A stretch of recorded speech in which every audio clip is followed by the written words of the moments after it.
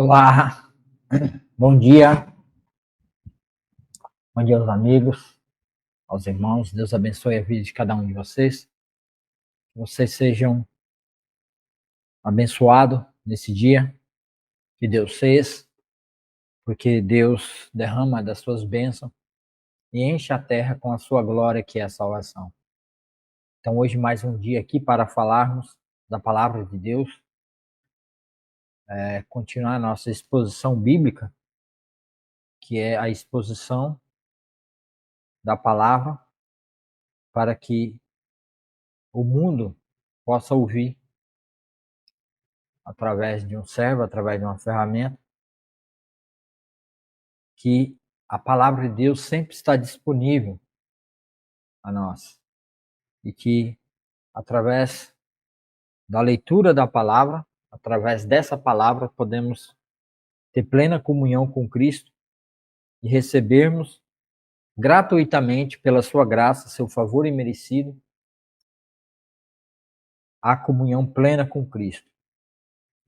Nós, dessa feita, estamos vendo o Evangelho não, a primeira carta de João. Ontem nós lemos o capítulo 1, capítulo 2, hoje nós vamos ler o capítulo 3. E buscar o discernimento do entendimento nesse capítulo, que essa é uma carta onde Deus trata diretamente com os seus filhos, nos chamando de filhinhos, e assim fica evidente a prova da nossa filiação com o Pai. Então, você que ainda nunca teve a oportunidade de ouvir essa mensagem, assista o vídeo de ontem, assista o vídeo de hoje, para que você compreenda o amor perfeito de Deus de nos tratar como seus filhos, e não como servos, não como um cavalo, não como um gado. Porque Deus, o Todo-Poderoso, Criador dos céus e da terra, poderia muito bem, sentado em seu trono, ter condenados a todos, ter mandado ao inferno, e isso seria justo, por causa dos nossos pecados e delitos. Mas Ele nos amou, Ele decidiu nos amar. É uma decisão dele, eterna, que não tem como ser revogada e mudada por nada e nem por ninguém, nem por mim mesmo, nem pelos meus pecados. Muito menos pelas trevas e muito menos por Satanás. Então, nessa carta maravilhosa, João vai descrevendo e colocando a condição daqueles que são filhos de Deus e aquele contrapondo, né, aqueles que não são filhos. Então, desde já agradeço, Deus abençoe a vida de cada um de vocês, fiquem aí, assistam o vídeo até o final, aqueles que puderem e quiserem assistir, e vamos fazer o que nós fazemos, o que eu faço todo dia de manhã cedo, que é orar. Senhor, nosso Deus, obrigado pela tua palavra maravilhosa, pelo teu amor derramado por nós naquela cruz, e agora nos dando condição de sermos chamados filhinhos, filhos de Deus. Assim, Senhor, essa palavra escrita por João, essa carta escrita por João, capítulo 3, que ela possa entrar em nosso coração, nosso entendimento, e fazer a mudança e a transformação da vontade de Deus para nossas vidas. Nos ajude, Senhor, a permanecer em constante, Senhor, leitura e exposição da Tua palavra, para que possamos viver a verdade, a realidade daquilo que o Senhor quer, não vivendo das sombras, das sobras, mas vivendo o que é real. Nos ajude, Senhor, a fazer isso no seio da nossa família, nossos parentes, nossos vizinhos, que a Tua palavra seja derramada em cada coração, que está ouvindo ou que vai ouvir depois essa exposição da Tua palavra. Senhor Deus, que nos hospitais, naqueles leitos de hospitais onde já não há mais esperança alguma, pessoas estão desenganadas pelos médicos, Pessoas estão esperando somente a sua hora de partir. Outros, Senhor, já partiram. E é que a tua palavra, Senhor, vá até essas pessoas e produza aquilo qual ela foi destinada a produzir. Mas a tua igreja precisa estar lá levando a tua palavra, porque é nossa responsabilidade, é nosso dever ir ao mundo anunciar o evangelho, ensinando, fazendo novos discípulos, ensinando a guardar todas as coisas que o Senhor disse na tua palavra. Ajude a tua igreja, Pai.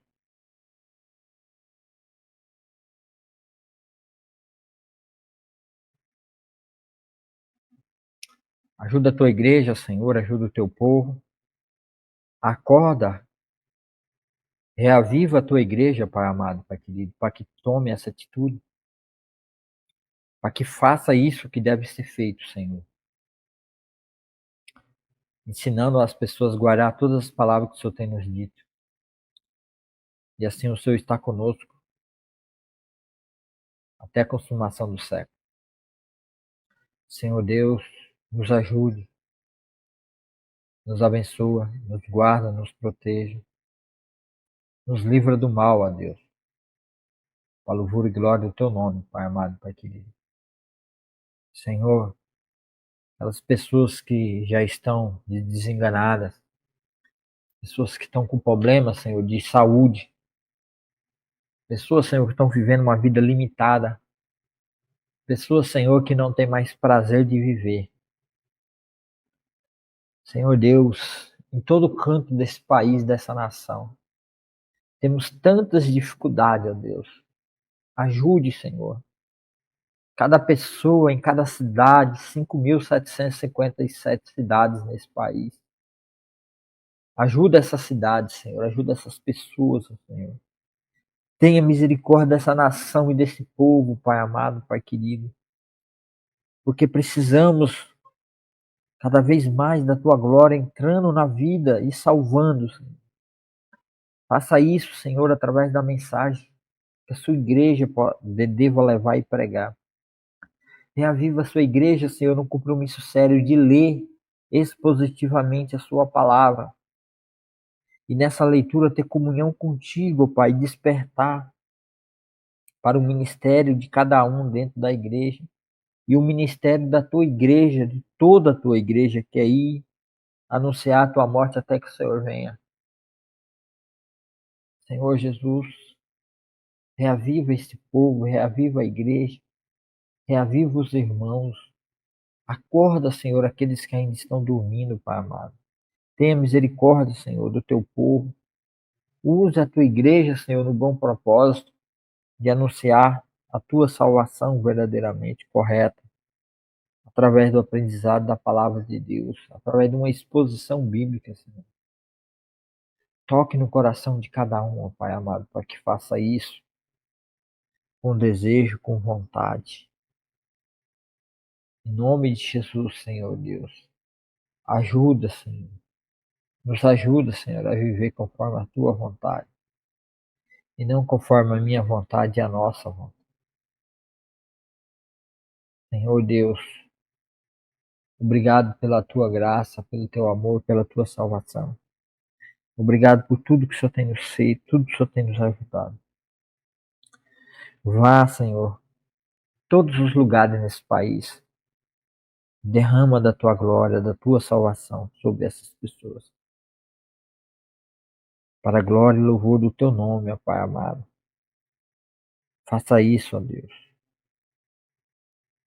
Me ajude, Senhor, a estar explanando, falando, ensinando a tua palavra cada vez mais, da forma correta e a forma certa. Me ajude e nos ajude, ó Deus, a fazer isso com qualidade.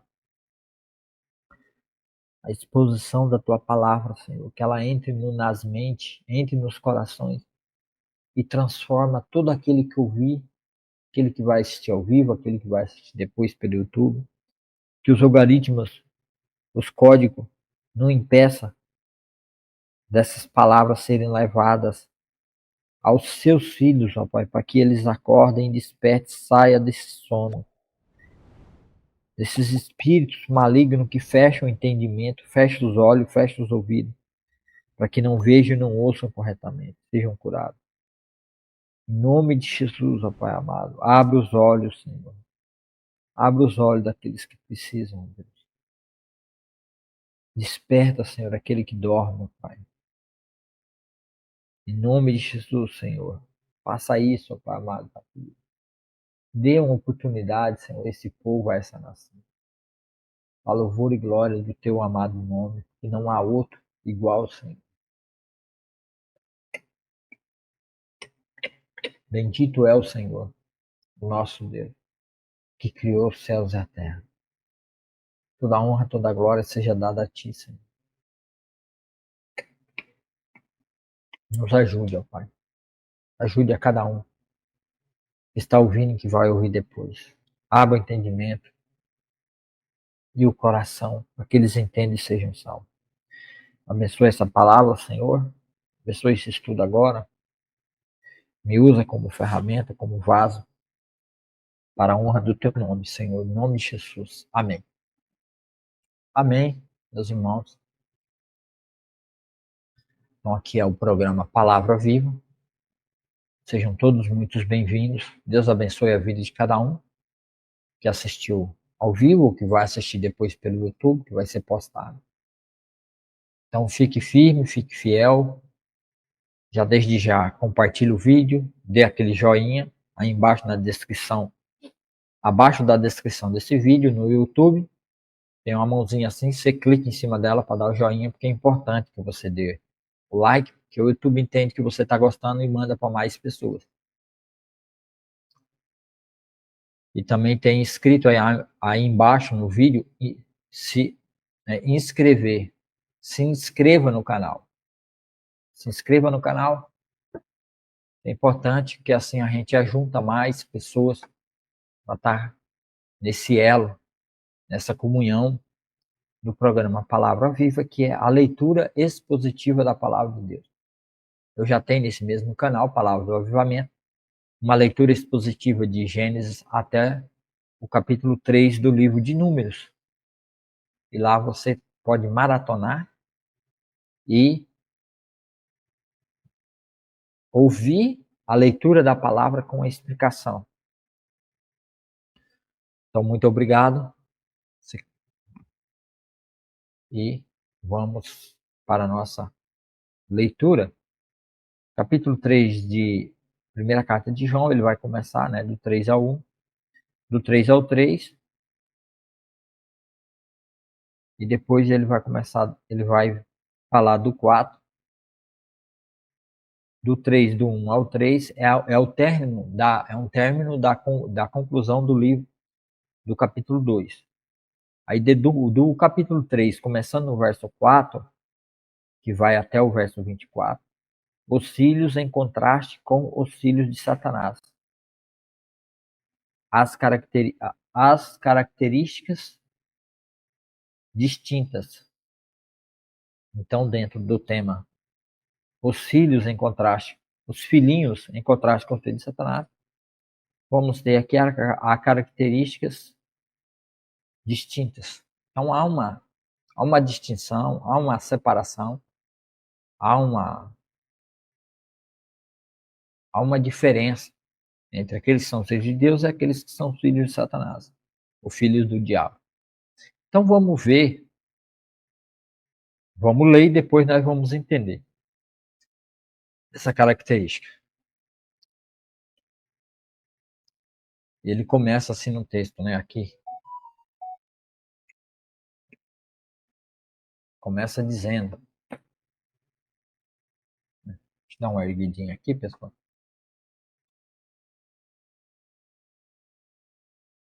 Aí, sim. Eu fico mais. A leitura parece que fica. Eu fico olhando melhor para a Bíblia, né? Ele começa assim. Primeira carta de João, capítulo 3. Veja como é grande o amor do Pai por nós. Estou fazendo a leitura na versão NVT, tá? A nova versão transformadora. Veja como é grande o amor do Pai por nós, pois Ele nos chama de filhos, o que de fato somos. Somos filhos de Deus. Todos aqueles que creu e confessou e se arrependeu dos seus pecados. Creu, recebeu o Espírito Santo, foi convencido do seu erro e do seu pecado, se arrependeu, confessou a Jesus como seu único e suficiente Salvador. Nesse momento, passou pelo processo do novo nascimento e foi selado para o Espírito, para aguardar a manifestação do Senhor nas nuvens que vai vir arrebatar a sua igreja e levar todo aquele que nasceu de novo. Aquele que passou pelo processo do novo nascimento se chama filho de Deus. Você pode entender isso melhor assistindo a série da exposição do Evangelho de João. Vai no meu canal, vai lá e assista a leitura expositiva do Evangelho de João.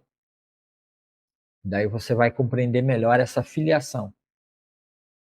Aqui João está nos colocando diante do Pai como filhos e Deus nos tratando como seus filhinhos. E dando direção, correção, advertência e nos ajudando nessa caminhada. Então por isso nós somos, pois ele nos chama de filhos, que de fato somos. Mas, todavia, porém, mas quem pertence a este mundo, quem pertence ao mundo, quem não está na igreja de Cristo, quem não passou pelo processo do novo nascimento, pertence ao mundo. Mas quem pertence a este mundo não reconhece que somos filhos de Deus. Tá vendo? As pessoas do mundo não vão nos reconhecer. Esse é o primeiro fato. Não seremos reconhecidos pelo mundo como filhos de Deus. Porque não o conhece. Por que que ele não? Porque que o mundo não reconhece que eu sou filho de Deus? Porque não conhece Deus. Porque não conhece Cristo. Porque não recebeu o Espírito Santo no momento da sua conversão. E ele ainda está em conflito. E ele não conhece que é filho. A mesma coisa aconteceu com Caim e Abel. Abel obedeceu e cumpriu e fez aquilo que Deus tinha apontado como o único meio para haver remissão de pecado, que era derramamento de sangue. Que Deus tinha apontado em Gênesis 3, 20 ou 21. Gênesis capítulo 3, 20, ou capítulo 3 ou capítulo 3, 21. Só para vocês terem noção,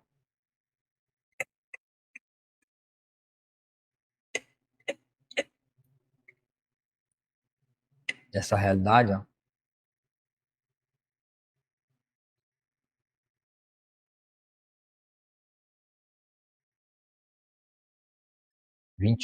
Gênesis 3, 21. O Senhor Deus fez roupas de peles com as quais vestiu Adão e sua mulher.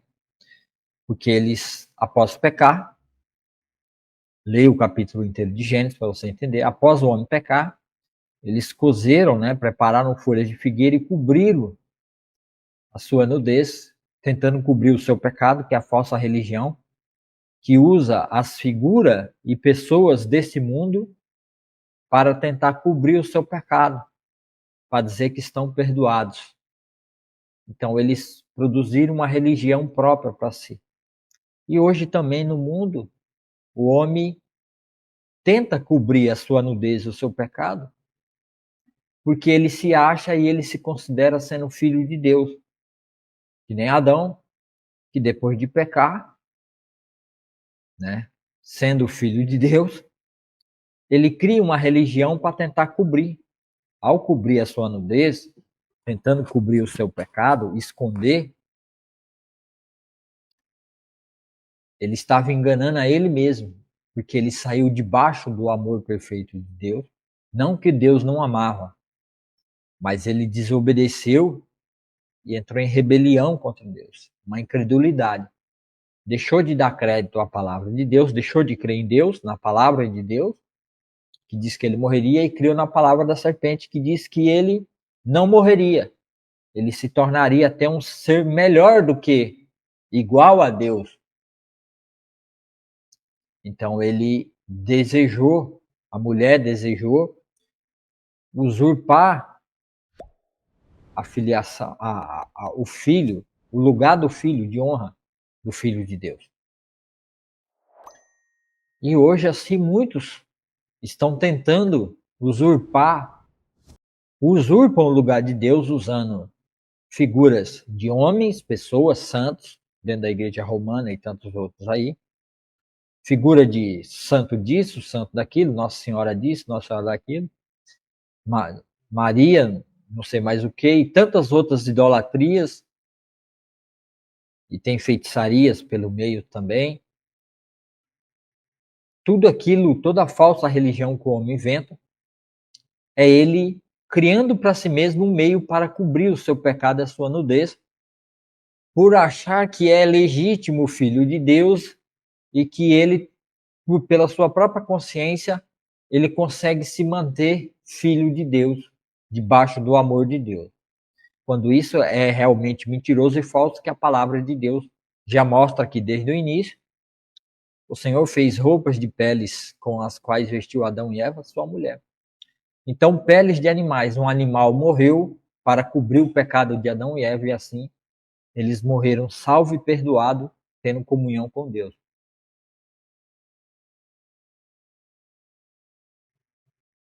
E assim se tornaram filhos de Deus. Assim nós também não podemos nos enganar. Quem pertence a este mundo não conhece que somos filhos de Deus, porque não o conhece. Então Abel conheceu o Senhor e cumpriu a sua palavra. Caim não quis conhecer o Senhor e não quis conhecer a palavra e o mandamento. Por quê? Porque ele já era mau em seu coração. E ele se rebelou contra a palavra de Deus. Ele não aceitou o testemunho de seu irmão Abel. E assim ele pecou. E a consumação do seu pecado, Paulo fala em Romanos 6:23, que o salário do pecado é a morte, mas o dom gratuito de Deus é a vida eterna por meio de Jesus.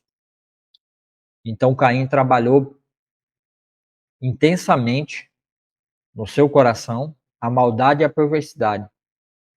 Quando ele se tornou completamente um filho do diabo, ele não mais reconhecendo o seu irmão, ele não tomou conhecimento da realidade e da verdade do seu irmão, do seu testemunho.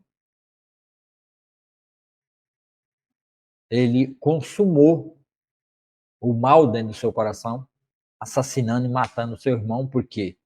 Porque o salário do pecado é a morte. Todo aquele que vive pelo pecado, praticando o pecado, como se fosse um trabalho, né? Usa-se a figura do salário. A pessoa que trabalha recebe, tem no final a consumação, a morte. E assim Caim matou seu irmão, porque não tomou conhecimento do seu irmão. E assim também neste mundo não tomarão conhecimento de nós e não nos entenderão como sendo os filhos de Deus. O mundo não vai entender a nossa filiação ao Pai. Não só o mundo, mas os falsos religiosos, falsas religiões, falsos mestres, falsos pastores, falsos irmãos, falsos anciões, falsos diáconos, diaconisa, presbítero, bispo, o que tiver. Eles não conseguem compreender a realidade daqueles que são filhos, porque não conhecem a Deus de fato e de verdade. Então isso é um alerta para você que às vezes nos vê, os cristãos, caminhando para a igreja todo domingo ou durante a semana também, com a Bíblia debaixo do braço, ou agora a gente tem no celular, lendo a Bíblia, escutando a Bíblia, assistindo vídeos, acompanhando pregações. Vocês não conseguem entender que somos filhos de Deus. Então isso deixa claro e evidente porque você não é filho. E assim como um dia eu também não fui filho, mas Deus mandou a palavra através de um filho dele, que é o que eu estou fazendo agora. Falando e advertindo e alertando Vocês não têm conhecimento de Deus, por isso não reconhecem os cristãos como filhos de Deus. Por isso que a vida do cristão verdadeiro ela é totalmente diferente do seu estilo de vida e sua maneira de viver. Não andamos em bebedeiras, em farras, orgias, desavenças, contenda. Não gastamos aquilo que nós trabalhamos com aquilo que é inútil. Temos o pão, temos o alimento todos os dias. Então, tudo isso na nossa vida é porque somos filhos de Deus. E você também pode ter a oportunidade de ser um filho de Deus. Basta você crer e confessar Jesus como seu Salvador. E assim você também tornará-se filho de Deus. Verso 2: Amados, já somos filhos de Deus, mas ele ainda não nos mostrou o que seremos quando Cristo vier. Sabemos, porém, que seremos semelhante a ele, semelhante a Cristo.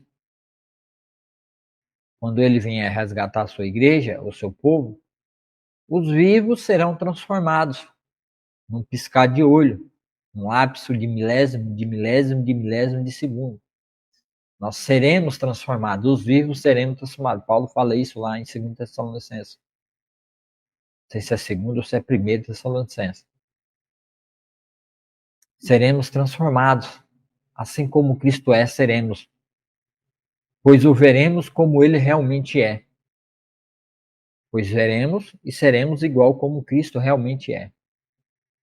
E todos que têm essa esperança, a esperança da ressurreição, semelhante à de Cristo, e todos que têm essa esperança se manterão puros, como ele é puro.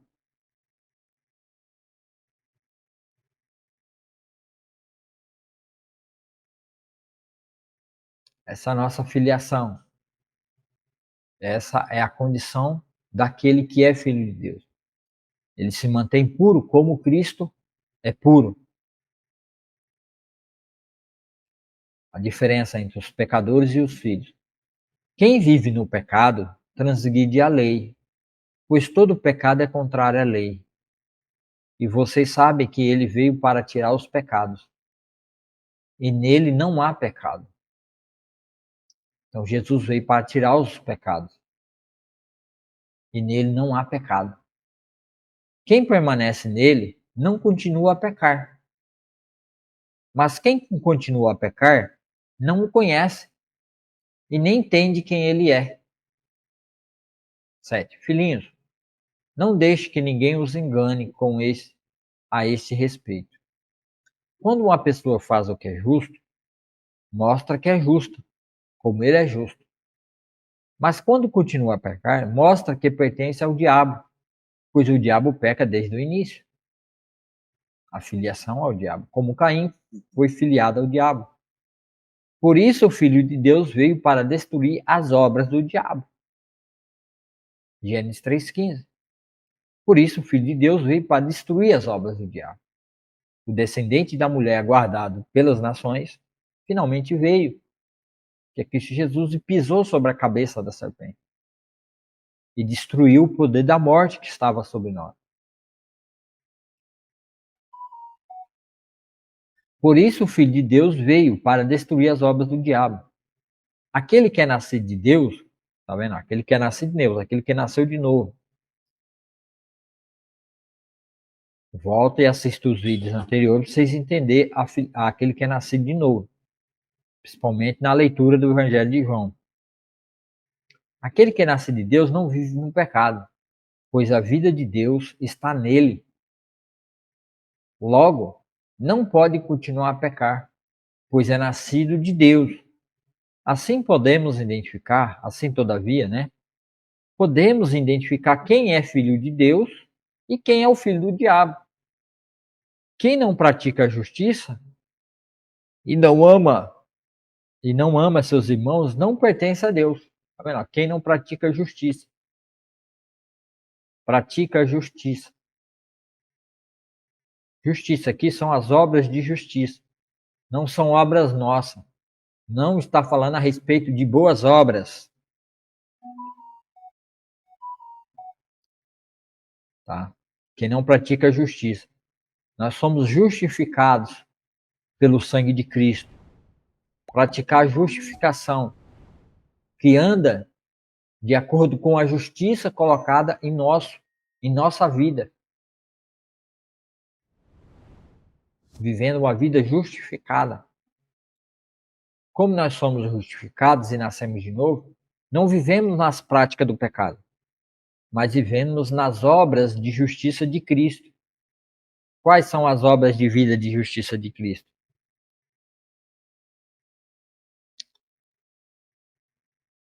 O que ele requer de nós? Primeiro, que creamos no seu Filho e amamos os nossos irmãos. Amamos a todos. E a prática da justiça.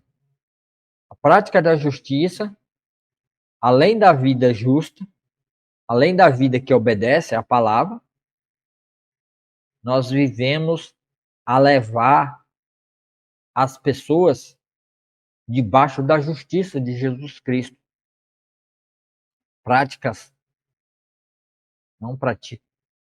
Quem não pratica a justiça e não ama os seus irmãos não pertence a Deus. Praticar a justiça. Como praticar a justiça? Levando a palavra aos ouvidos daqueles que são injustos, que são injustificados, que não passou pela justificação. Então nós temos que levar, primeiro, viver a obra de Deus na nossa vida, e para viver e entender a obra de Deus, que são as obras justas, nós temos que ler expositivamente a Bíblia de Gênesis e Apocalipse, estar dentro da igreja, debaixo de autoridade de um pastor, seja pastor de verdade, né? Não um mercenário, e viver na prática da justiça, levando a justiça àqueles que são injustos. É uma prática, tem que se tornar uma prática diária a justiça, levando as pessoas a entender a justificação que elas podem ter pelo nome de Cristo. Essa é a parte principal da prática das obras de justiça. A justificação.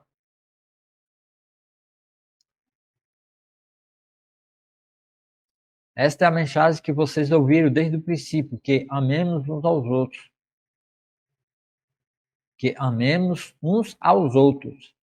Não seja como Caim, que pertencia ao maligno e assassinou seu irmão. E por que o assassinou? Porque Caim praticava o mal e seu irmão praticava a justiça. Justiça. Qual foi a justiça que ele praticou? A justiça que ele praticou foi obedecer. Obedecer o quê? A palavra de Deus. Aquilo que Deus já tinha feito pelos seus pais, que foram justificados, seus pecados foram cobertos através do sangue do animal que morreu, para que a pele do animal cobrisse Adão e Eva do seu pecado. Essa era a justiça que deveria ser feita e praticada. E Abel praticou a justiça. Se tornou justo diante de Deus pela prática da obediência à palavra de Deus. E assim ele alcançou graça, favor imerecido da parte de Deus. E Deus o salvou. Então ele se tornou um filho de Deus, um filhinho de Deus. E o seu irmão não o reconheceu. Como nós também neste mundo, os crentes não é reconhecido pelo mundo como os filhos de Deus.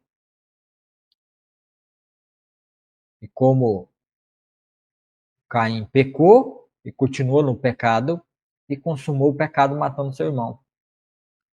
Abel cumpriu a justiça de Deus e morreu salvo, sendo filho de Deus. Pela prática da obra da justiça. feita por Deus, não por nós. Obra feita por Deus, que Deus trabalhou a favor dele. Portanto, meus irmãos, não se surpreenda que o mundo se o mundo os odiar. Não, portanto, todavia, meus irmãos, não se surpreenda se o mundo odiar. Não deve ficar surpreso se o mundo nos odeia. Se amamos nossos irmãos, significa que passamos da morte para a vida. Então, a nossa filiação, ela é identificada como filhos de Deus através do amor, verbo aqui, né? Amar, amamos. Se você ama o seu irmão, né? Significa que passamos da morte para a vida. Por quê? Porque aquele que não ama o seu irmão não tem vida em si mesmo. Ainda continua morto e caído em seus pecados e delitos. Por quê? Porque, como Caim estava morto e caído em seus pecados, por ele ser do maligno, ele passou a odiar o seu irmão sem causa, a mesma coisa que fizeram com Jesus, odiaram Jesus sem causa. Davi vai falar sobre isso. Odiaram-me sem causa, lançaram sorte sobre as minhas vestes. Caim também odiou seu irmão sem causa. Por isso que o mundo nos odeia. E a diferença, e para a gente saber quem é filho de Deus e quem não é exatamente entender, até mesmo dentro das igrejas, aqueles que vivem com rixa, contenda, desavença, com os irmãos dentro da igreja e não os amam. E não só na igreja, mas também amando e odiando as pessoas à sua volta. Se amando nossos irmãos, significa que passamos da morte para a vida. Porque ninguém pode amar se ele não amar de verdade, que é o amor ágape, que é o amor verdadeiro de Deus, que é o amor de entrega. Aqui está falando do amor ágape, o amor de entrega, sem exigir nada em troca. Amar, gostar, né? Sem exigir nada em troca. Se a gente manifesta esse amor, amar sem exigir nada em troca, recompensa ou esperando algo, né? Então, isso demonstra que passamos já da morte para a vida, porque amamos. Mas quem não ama continua morto. Se amar nossos irmãos significa que passamos da morte para a vida. Mas quem não ama continua morto. Então, se você não ama, você não tem amor no coração pelos seus irmãos, pelo próximo, seus irmãos aqui na terra, os irmãos brasileiros da mesma língua, você não ama, então você ainda continua morto, meu amado. Sinto muito te dizer isso aí. Quem odeia seu irmão já é assassino. Foi isso que Jesus disse. Aquele que disser, Jesus falou em Mateus, aquele que disser ou falar tolo ou louco para o seu irmão, ou xingar ou ofender, chamar de louco, e eu por que pareça, eu fui chamado de louco dentro da própria igreja. De louco dentro da própria igreja. E não foi uma só igreja, não. Foi mais de uma igreja. Fui chamado de louco por, por querer viver e demonstrar esse amor aqui, ó. Fui chamado de louco. Quem odeia seu irmão é assassino. Quem odeia, quem anda com mágoa, com raiva, com ódio no coração pelos seus irmãos, e aqui no caso são todas as pessoas à sua volta, ele é um assassino, porque já matou aquele irmão, aquela pessoa dentro do seu coração. E você sabe que nenhum assassino tem dentro de si a vida eterna. Tá? Nenhum assassino que vive a assassinar as pessoas, não é assassinar, ir lá e matar com uma arma ou alguma coisa assim, não. É aquele que vive com mágoa, com raiva, com ódio do seu irmão. Tá? Não estou dizendo aqui que você deva viver de cama, mesa e banho com os irmãos. Não. mas você tem amor verdadeiro, sincero pelos irmãos, mesmo não convivendo todo dia e toda hora, mas você tem um coração limpo diante de Deus, um coração justo que pratica a justiça. Essa é a obra de justiça. Amar como Deus nos amou e derramou do seu amor dentro do nosso coração. Nós vamos ver isso mais para frente. Sabemos que é o amor, sabemos o que é o amor, porque Jesus deu sua vida por nós. Então agora nós podemos, as pessoas,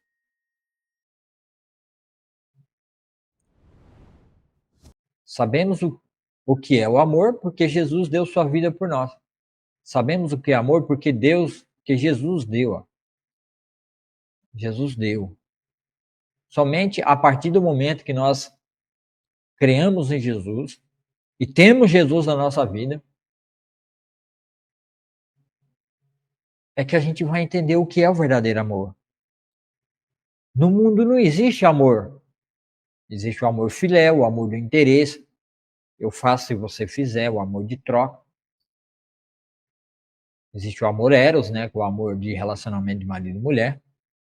Existe o amor ágape, que é o amor de Deus, o amor perfeito. Sabemos que é o amor porque Jesus deu sua vida por nós. Então como é que eu sei? Como é que eu participo desse amor de Deus? Eu participo se eu estiver em Cristo e Cristo estiver em mim. Então Cristo vai pegar esse mesmo amor que ele trouxe com ele a partir do amor do Pai de Deus e derrama pelo Espírito Santo em nosso coração. E assim nós vamos entender o que é o verdadeiro amor. E vamos viver uma verdadeira liberdade para amar como ele nos amou. Porque nós, mortos em nossos pecados e delitos, ele deu a sua vida por nós, sem esperar nada em troca. Ele não exigiu nada em troca, ele não pediu nada. Ele não usou o termo se você obedecer, se você fizer, se você parar com isso ou se você parar com aquilo. Não. Ele simplesmente se deu e se entregou nesse amor ágape, nesse amor perfeito, o amor de Deus, que é o quê?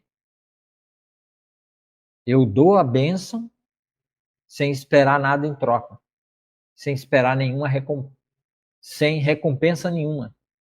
Está lá em Efésios 2, leia Efésios capítulo 2. Portanto, também devemos amar, dar a nossa vida pelos nossos irmãos. Não tá vendo? Assim como sabemos que o amor, sabemos o que é o amor, porque Jesus deu sua vida por nós. Portanto, todavia, também devemos dar nossa vida pelos nossos irmãos. Então, tá vendo? Aqui. Só podemos entender o que é o amor de Deus, o amor de Jesus, se nós tivermos o mesmo sentimento pelos nossos irmãos, de dar nossa vida por eles. Não tem como o mundo entender esse amor. Porque o mundo jamais vai amar sem esperar nada em troca. O amor ama o amor filéu, o amor do interesse, o amor de amizade. Eu só sou amigo, só estou com você enquanto você está comigo. E hoje, nesses dias, piorou muito mais. Hoje nós vemos pai, mães, filhos, filhas, parentes que vivem nesse mundo nem o amor recíproco, nem o amor filéu. Pai e mãe dá tudo pro filho, um filho vai lá e mata a mãe. Um filho é morto pelo pai ou pela sua mãe. Então já estamos vivendo tempos onde nem o amor recíproco, que é sem afeição natural, Paulo vai falar sobre isso, lá na sua carta a Romanos. Leia lá, Romanos, capítulo 1, a partir do verso 18. Homem sem afeição natural. Nem o amor da natureza, né? Nem esse amor natural, humano, de amar os seus pais, seus progenitores, nem isso está tendo mais no mundo. Se alguém tem recurso suficiente para viver bem e vê um irmão em necessidade, mas não mostra compaixão, como pode estar nele o amor de Deus?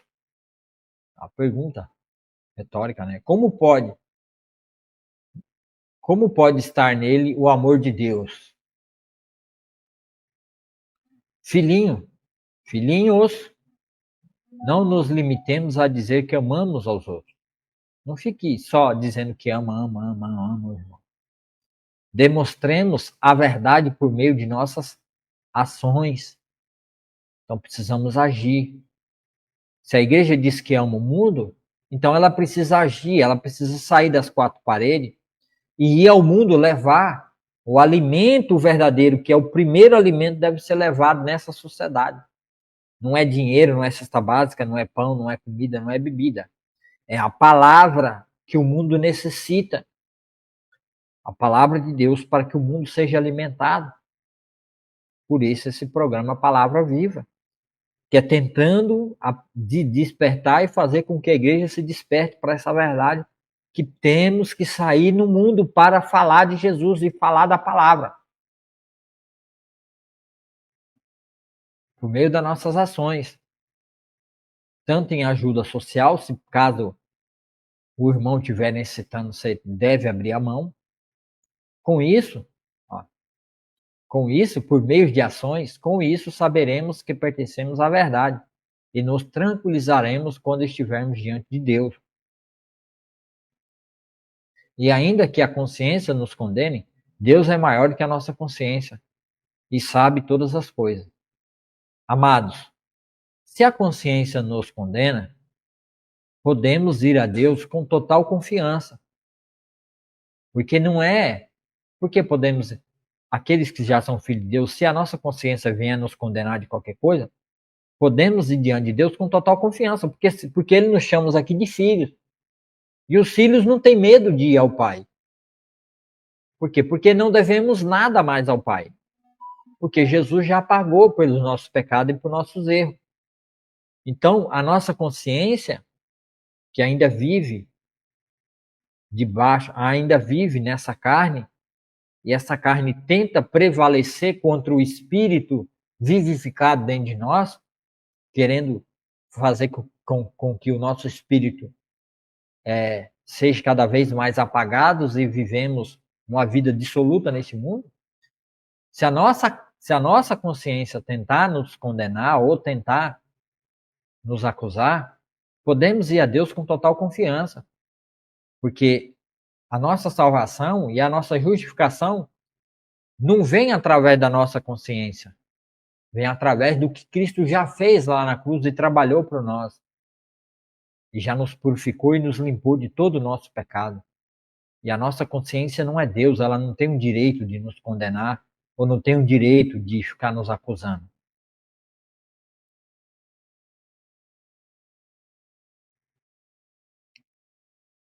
Podemos ir a Deus com total confiança e dele receberemos tudo o que pedimos, pois lhe obedecemos e fazemos o que lhe agrada. Este é o seu mandamento. Qual é o mandamento? Que creamos no nome de seu Filho, Jesus Cristo, e amemos uns aos outros, conforme ele nos amou, conforme ele nos ordenou. Amemos. Esse amor aqui, amemos, no grego é ágape, é amor perfeito, amor sacrificial. Amor ágape é amor sacrificial.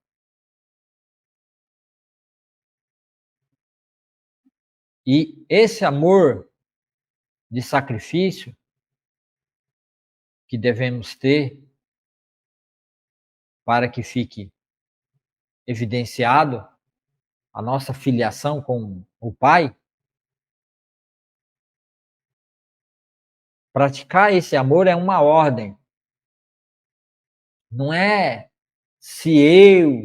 não é se não estiver chovendo, não é se a igreja for, não é se o líder for, não.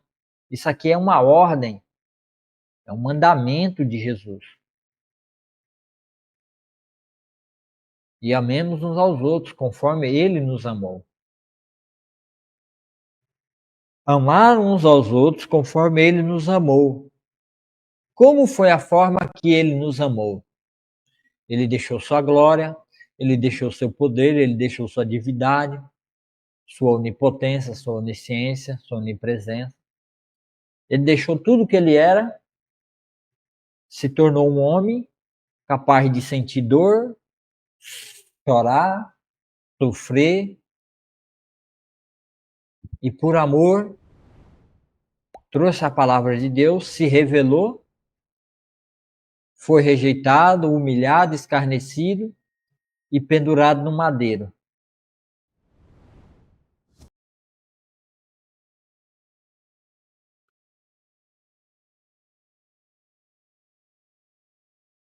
Conforme ele nos amou, temos que amar uns aos outros.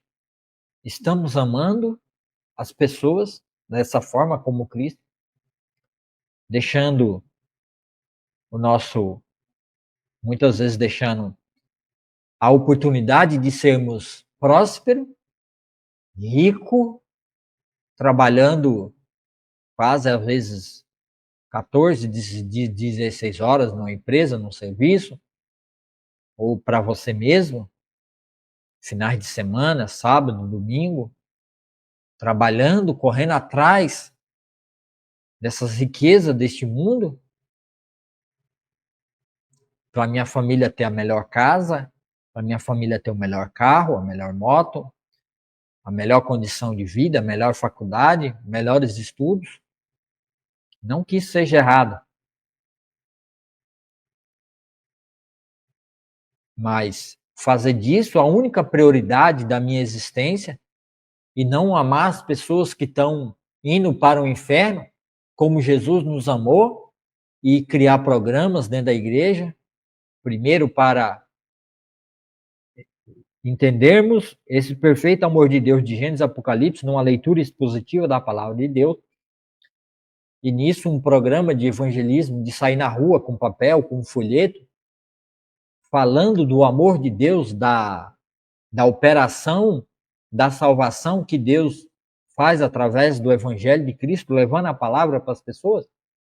Será que estamos fazendo a mesma coisa que Deus fez por nós?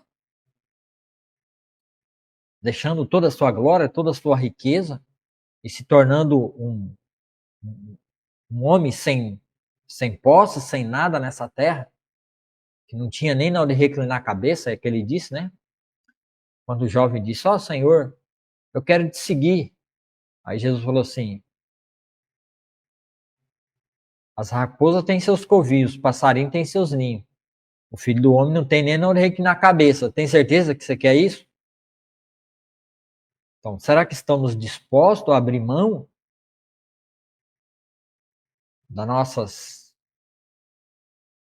do nosso bem-estar social neste mundo para levarmos a palavra de Deus em amor por essas pessoas? Como ele veio e trouxe os mandamentos de Deus, o mandamento de vida eterna, que é crer no Filho dele que deu a sua vida por nós naquela cruz. Estamos dispostos a dar a nossa vida pelo próximo, da nossa família, começando pelos nossos familiares, depois na nossa rua, no nosso bairro, na nossa cidade, no nosso país, neste mundo? Estamos dispostos? Nos últimos dias eu não tenho visto essa disposição dentro da igreja, não. São raros. Aqueles que obedecem aos seus mandamentos, permanecem nele e ele permanece neles. E sabemos que ele permanece em nós, porque o Espírito que ele nos deu permanece em nós. O Espírito Santo que ele nos deu permanece em nós. Tá vendo?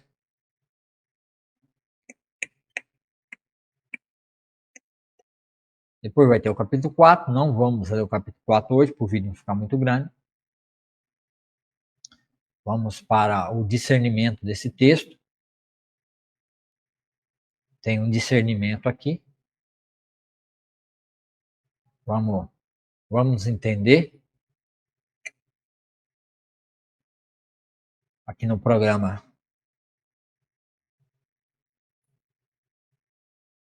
Palavra Viva, um programa direcionado a leitura expositiva e entendimento da palavra de Deus todos os dias de manhã, quando possível.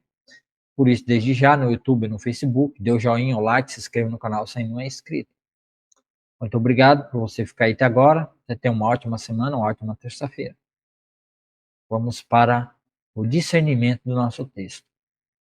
Discernimento de 1 João capítulo 3, os sinais da verdadeira filiação divina. Falando sobre, existem os sinais, né, da verdadeira filiação divina. Então, vamos entender um pouco sobre esses. Eu já li, já falei, né? Aqueles que praticam e fazem as obras e obedecem aos mandamentos. O terceiro capítulo da primeira epístola de João mergulha profundamente na identidade do crente como filho de Deus, estabelecendo um claro contraste entre a vida de retidão, que caracteriza os filhos de Deus, e a prática do pecado, que denuncia uma filiação espiritual maligna. Tá? Então, capítulo 3 vai trazer esse contraste. Fala sobre aqueles que são filhos de Deus e a sua prática, a prática dos filhos de Deus, demonstram que as pessoas são filhas de Deus. Tá? Então, quando uma igreja, um grupo religioso, não obedece, não pratica os mandamentos que Jesus pede, então isso significa que ninguém ali é filho de Deus, porque não estão praticando as obras.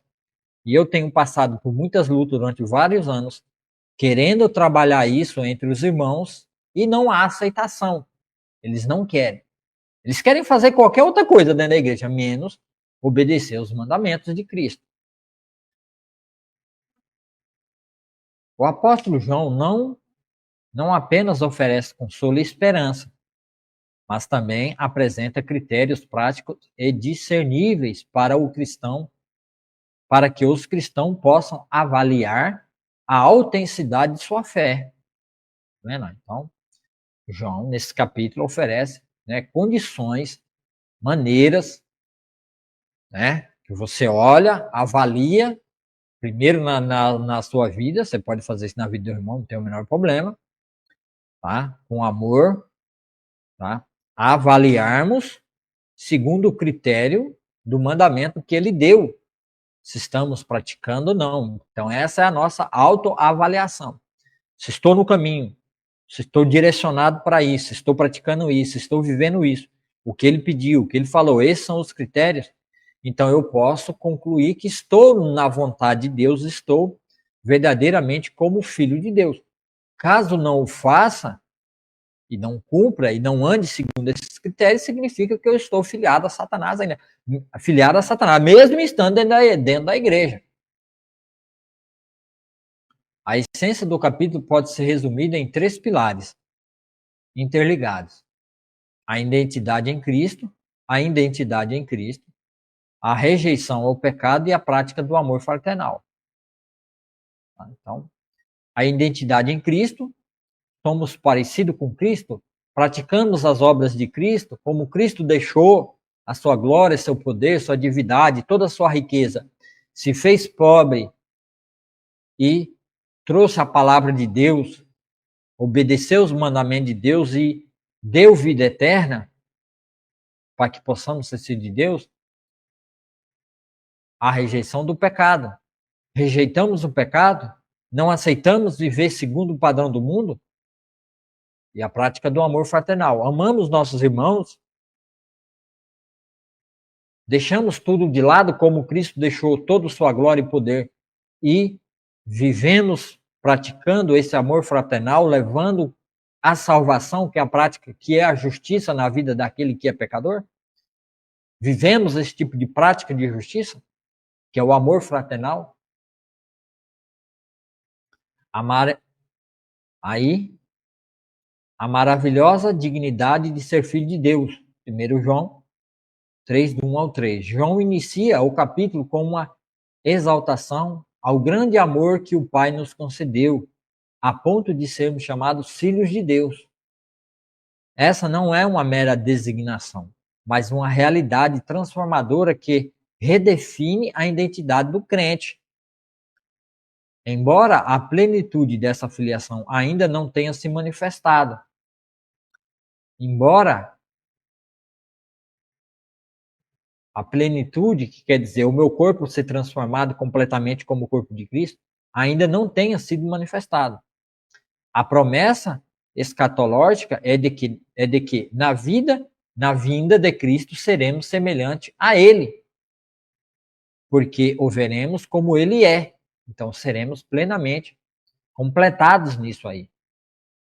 Essa esperança futura, no entanto, tem uma implicação presente na vida, presente e ativa. No entanto, tem uma implicação presente e ativa. Ela está ativada. Apesar de eu não ter um corpo ainda glorificado, eu carrego já dentro de mim todas as ações práticas ativadas na minha vida, como se eu já vivesse nessa vida como Cristo vive. Como Cristo vive. No artigo indefinido aí, vive. Então, Cristo vive, vive eternamente. Não tem começo, nem meio, nem fim. Né? Como Cristo vive, né? O verbo viver. Vive, indefinido, né? Fora do tempo. Como ele vive, eu vivo. Todo aquele que nele tem essa esperança, purifica-se a si mesmo, assim como ele é puro. A certeza da glorificação futura motiva a santificação presente. Tá vendo? A certeza, nós temos certeza, temos que ter a certeza, temos que crer, temos que ter fé. Isso nos diferencia do mundo. O mundo não tem certeza, o mundo não tem fé. Falsas religiões vivem na expectativa de cobrir os seus pecados da sua forma e da sua maneira.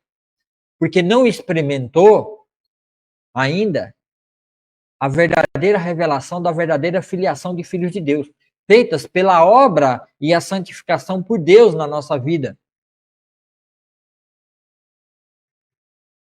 Não cobrindo nossos pecados e delitos através de santos, imagens, entidades em terreiro de campo, mesa branca, espiritualismo, ateísmo e tudo, e práticas de boa justiça nessa terra. Não é por nada disso. A certeza, nós temos que ter essa certeza. Temos que viver na certeza da glorificação futura. Porque assim vai nos motivar cada vez mais a continuarmos nessa santificação contínua. E isso passa pela leitura da palavra de Deus. Em conhecer a Deus, ter um relacionamento com Ele, com Cristo, seu Filho, pela leitura da palavra.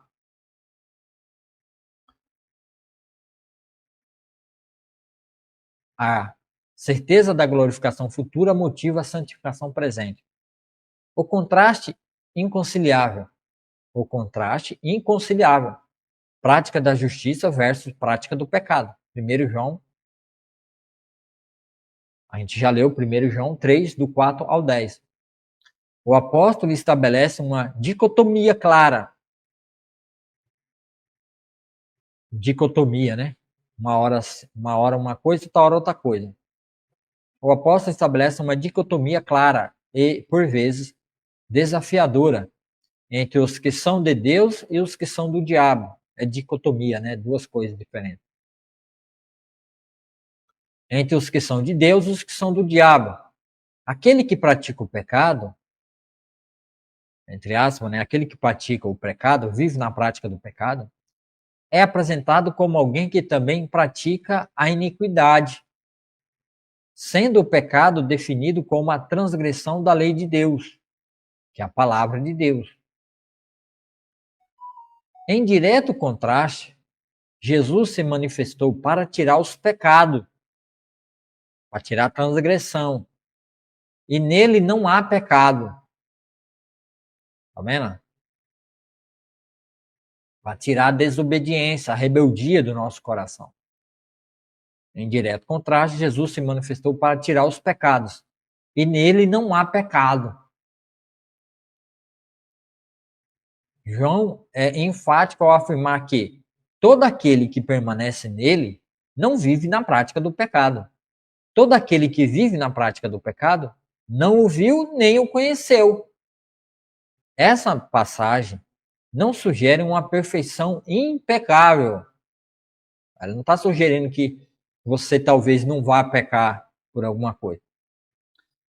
Essa passagem não sugere uma perfeição impecável por parte do crente, mas sim uma disposição e direção de vida. Tá vendo? Assim como você dirige um carro e você, ao sair, você estabelece o alvo para onde você vai, trabalho, casa, casa do pai, casa da mãe, ou um evento, qualquer coisa que você vá, você define um alvo. Só que durante o percurso você sempre tem em mente o caminho que te leva até lá. E você está prestando atenção no caminho que te leva até lá. Só que durante o caminho vai haver percalços, vai haver tentações, provações. E você, de repente, pode pecar e cair. Mas você tem o alvo para onde você vai. É o céu, é a perfeição, é a santificação completa de uma vez por toda. Eu estou lavado e remido pelo sangue de Cristo. Então, quer dizer, você tem um alvo. Esse alvo é a perfeição. Mas no percurso do caminho pode haver pecados. Isso Deus já preveu. Deus já sabia disso. Ele não é pego de surpresa. Ah, agora eu não amo mais, agora não é mais meu filho. Não é isso. Não é disso que João está falando. Porque João já disse e vai descrever, né? A gente vai ver mais para frente. Ou a gente já viu que temos advogados. Se todavia, João disse, né, aqui no mesmo capítulo, escrever essas coisas para que não peque. Mas se pecarem, temos um advogado diante do Pai, justo, fiel. Ele advoga a nossa causa e somos perdoados do nosso pecado. Então, João não está falando de um estado já glorificado e perfeito, porque ele mesmo diz que ainda não foi manifesto em nós o que havemos de ser. Mas sim, quando Cristo se manifestar a nós e nos levar, aí seremos completados. Então, isso quer dizer que o nosso alvo e o nosso incentivo a cada vez mais viver longe do pecado é o alvo que temos. É ser como Cristo é. E isso deve ser a motivação da nossa santificação. E o alvo deve ser cada vez mais perseguido. A estrada que devemos andar é a leitura e a prática da leitura da exposição da Bíblia. Quanto mais você lê a Bíblia, mais o pecado vai se afastando da sua vida. Quanto menos você lê a Bíblia, mais o pecado se aproxima. Porque a palavra de Deus na Bíblia é a revelação e o poder de Deus, o evangelho de Deus, a vida de Cristo Jesus está manifestado dentro da palavra. Então você tem que ler Cristo, você tem que se alimentar de Cristo, você tem que viver por Cristo através da palavra. Então você vai, o carro que te leva a viver uma vida em santidade e perfeição, mesmo que você venha errar, é a palavra de Deus. É ela que vai te conduzir à perfeição final, última. Não é você se afastando de Deus, se afastando da igreja, vivendo a sua própria religiosidade. Às vezes até mesmo dentro da igreja, vivendo uma religiosidade por rituais e práticas humanas. Essa passagem não sugere uma perfeição impecável por parte do crente, mas sim uma disposição e direção devida. Eu tenho uma direção, minha vida está direcionada à santidade e à perfeição, à ressurreição, que será aonde a morte, o pecado será totalmente desfeito dentro de mim. Então, como o pecado, ele tenta ser prevalecente na minha vida, que ele tenta prevalecer, lutando contra o espírito luta contra a carne milita contra o espírito, Paulo fala sobre isso, mas ele não vai ser prevalecente. ele não vai prevalecer. Quem vai prevalecer é o Espírito de Deus que foi formado em nós pela leitura da palavra. Pela lavagem da palavra somos limpos e purificados. Está lá em Efésios, capítulo 5. Jesus nos purificou e nos limpa pela lavagem da palavra. Então, quanto mais você lê a Bíblia, mais lavado, mais limpo você vai se tornando, mesmo que você peque. Então, o alvo do cristão é isso. Não é ficar olhando para as beiradas para ficar olhando o erro, erro, erro, erro. Não se concentre no erro. Se concentre no acerto. Não tenha compromisso com o erro. Tenha compromisso com o acerto, não com o erro.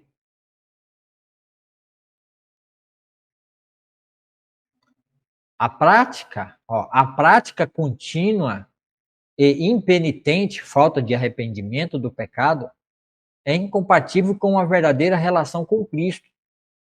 Tá vendo? A prática contínua. Você fica pecando e caindo no mesmo erro o tempo todo. Todo dia, toda hora, você está no mesmo erro. Você vive essa prática de vida, esse estilo de vida. Você vive um estilo de vida de erro e de pecado o tempo todo. A prática contínua e impenitente do pecado é incompatível com a verdadeira relação com Cristo. Aquele que é nascido de Deus, segundo João, não vive em pecado, porque a semente de Deus permanece nele. E essa semente é frequentemente interpretada como a nova natureza, o Espírito Santo ou a palavra de Deus, que opera em uma transformação interior que se opõe ao pecado. Tá vendo? Agora, um estilo de vida, uma prática de vida, um novo nascimento, um homem que nasce novo, que vai ser contra sempre o pecado. Toda vez que o pecado vem, nós nos contrapomos a ele. Mesmo que venhamos a fazê-lo, imediatamente nós não ficamos impenitentes, aceitando e vivendo. Não, a gente vai, se contrapõe a ele, diz não, e se arrepende e pede perdão. Assim, a prática da justiça torna-se o sinal visível da filiação divina. Então, aquele que vive na prática da justiça, quer dizer, sendo justificado, porque quando praticamos a injustiça, nós buscamos a justiça, que vem pelo sangue de Cristo, e abandonamos o pecado. Então, essa prática da justiça, eu peco, pratico injustiça, mas imediatamente eu já pratico de novamente a justiça. Confesso os meus pecados, me arrependo deles, peço perdão, a justiça é aplicada em mim. Então, assim, eu vou abandonando esses pecados. Um por um eu vou abandonando. E essa prática visível, e essa prática é um sinal visível da nossa filiação com Deus. Enquanto a prática do pecado revela a filiação com o diabo, que peca desde o princípio. Tá vendo? Então, é o caminho. Você olha para a vida do crente, você olha para a vida do cristão, ele está constantemente em prática da justiça, sendo justo. Mas quando ele peca, ele se arrepende e pede perdão e volta à prática da justiça. Ele é justificado pelo sangue de Cristo.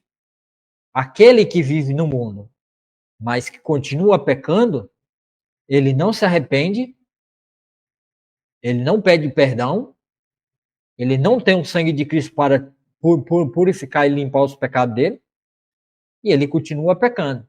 Nesse estado de pecado, ele está vivendo na filiação com o filho do diabo. A manifestação do Filho de Deus teve como propósito destruir as obras do diabo. A manifestação do Filho de Deus teve como propósito destruir as obras do diabo. Então, aquilo que era impossível para nós, Jesus fez, se revelando. Deus fez por nós, dando pela graça, favor imerecido, o dom, um presente. Esse presente só vem quando você crê. quando você acredita, põe crédito na palavra de Deus e põe crédito em Jesus. Aí você nasce de novo. Você toma posse dessa nova vida, desse novo nascimento, que é o quê? Como filho de Deus, agora você vence o mundo e vence o pecado. O pecado não será mais prevalecente na sua vida. Ele não vai prevalecer. Toda vez que ele acontecer, como um acidente, pode ser por um acidente ou por propósito, você se arrepende, confessa seus pecados e abandona. Aí o mandamento antigo e novo, o amor fraternal como evidência, 1 João 3, do 11 ao 24. O amor fraternal, ou amor ágape, né? O amor fraternal é apresentado como a evidência mais contundente da transição da morte para a vida. Então, o amor ágape, o amor verdadeiro, a demonstração do amor pelos irmãos do mundo, é a demonstração mais, é a evidência mais contundente, é a prova cabal de que, de fato, aquela pessoa tem a sua filiação em Deus. João recorda a mensagem ouvida desde o princípio, que nos amemos uns aos outros. Ele utiliza o exemplo sombrio de Caim, que matou seu irmão, porque as suas obras eram más e as de seu irmão justas. Ele usa isso para ilustrar que o ódio é uma característica do mundo e aqueles que permanecem na morte espiritual, tá vendo? Aquele que permanece na morte espiritual, que não nasceu de novo. O apóstolo chega a declarar que todo aquele que odeia o seu irmão é assassino. O amor cristão não é um sentimento abstrato. Não é coisa de ser, eu sinto. Eu sinto. Não, não é sentir, não é buscar emoção. O amor cristão não é um sentimento abstrato, é algo que não possa ver, é algo que não se possa se identificar. Mas é uma ação concreta, há uma concretização, é uma realidade, há um movimento nessa direção. Você vê, você olha e você percebe o amor em ação, a pessoa em atitude de amor. O amor não é um sentimento abstrato, mas uma ação concreta. Nisto conhecemos o amor, que Cristo deu sua vida por nós e devemos dar nossa vida pelos irmãos. Esse amor sacrificial se traduz em uma ajuda prática àqueles que têm necessidade. Aquele que vê seu irmão necessitado e fecha o seu coração, questiona João, como pode permanecer nele o amor de Deus? Tá vendo? Aquele que vê a necessidade do irmão e não abre a mão em ajudar, em dispor na sua necessidade física, como pode permanecer o amor de Deus nele? O capítulo conclui com a segurança que essa obediência e amor proporciona ao coração do crente. Quando a nossa consciência nos acusa, maior é Deus do que nosso coração e conhece todas as coisas. A confiança diante de Deus e a certeza de que nossas orações serão respondidas estão diretamente ligadas à guarda de seus mandamentos, que são resumidos em crer no nome de Jesus Cristo e amar uns aos outros. A permanência em Deus e de Deus em nós é confirmada, em última análise, pelo Espírito que Ele nos deu. Em suma, o capítulo 3 de 1 de 1 João serve como um espelho para a autoavaliação cristã. Ele desafia uma fé meramente professada e apontada para as evidências de uma fé viva. Uma vida que se afasta da prática do pecado e se move em direção à santidade, que é o alvo final. E um amor que não se limita às palavras, mas se manifesta em ações concretas e sacrificiais em favor dos irmãos. E assim a gente termina aqui esse discernimento desse capítulo. Capítulo maravilhoso de João 3 aqui. E no próximo vídeo a gente vai ter aí, a gente vai fazer o entendimento do capítulo 4 de João. Isso aqui é o programa Palavra Viva. Muito obrigado por você que ficou até agora. Deus abençoe, que você tenha uma ótima terça-feira e possamos viver aí na prática desse amor fraternal, esse amor verdadeiro, e entendermos a nossa filiação. E o amor é que mostra que de fato somos os filhos de Deus. O amor em nós e nessa prática constante revela em nós quem de fato nós somos. Então vamos orar, vamos encerrar. Senhor, meu Deus e meu Pai, obrigado, Senhor, por essa palavra maravilhosa, pelo seu amor derramado em nós, por essa certeza que o Senhor nos dá através desse capítulo 3 de João. Obrigado por esse discernimento. Obrigado por tudo que o Senhor tem nos dado. Obrigado, Senhor, porque não há outro Deus tão grandioso, tão maravilhoso como o Senhor. Derrama, Senhor, da tua graça sobre aqueles corações que precisam. Derrama da tua salvação, seu favor imerecido, qual nós não merecemos e nem o mundo merece.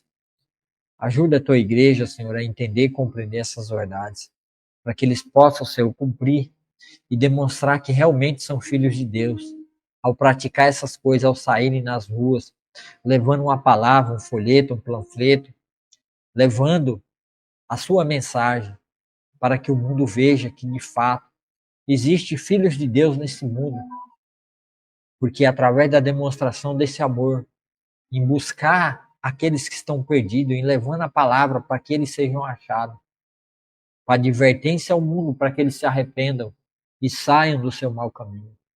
Faça isso, Senhor, no coração da sua igreja, para que todos vejam a identificação e a filiação dos seus filhos. Ajude as igrejas, Senhor. Ajude cada igreja, começando por Calumbi, Serra Talhada, Pernambuco, Brasil, os 4 continentes, 5 continentes desse reino aqui da terra, Senhor. Derrama, Senhor, da tua graça. Derrama, Senhor, do teu amor cada vez mais sobre esses corações. Ajude a tua igreja, ó Pai, a levar a tua palavra, a mensagem do evangelho da salvação em amor, para que assim o mundo veja o amor de Deus através da nossa vida. E assim eles venham crer e acreditar que Deus é verdadeiro e Deus de fato tem amado a eles e tem derramado dessa bênção de amor sobre a vida deles, através da manifestação da tua palavra, do evangelismo na rua, de porta em porta, nas casas, nos discipulados, nos ensina, começando nas nossas casas e nas nossas vidas, ó Pai amado, Pai querido. Abençoa essa palavra, que ela entre nas mentes, nos corações, dentro dos hospitais, nos leitos, em todo lugar que é um filho teu que precisa, Senhor, mas que ainda não te reconheceu, que não foi salvo, que essa palavra entre nesses corações pelo YouTube, pelo Facebook, que os algoritmos não impeçam, Senhor, a propagação dessa mensagem, dessa palavra. Em nome de Jesus Cristo, Pai, que essa palavra seja propagada e anunciada por todo esse planeta Terra. Em nome de Jesus Cristo, Pai. Abençoe a vida de cada um que assistiu, os familiares, que haja salvação e que eles possam compartilhar esse conteúdo com mais pessoas. Em nome de Jesus, amém. Amém. Muito obrigado por você ficou aí até agora. Deus abençoe, que você tenha uma ótima semana e até o próximo vídeo, se Deus quiser.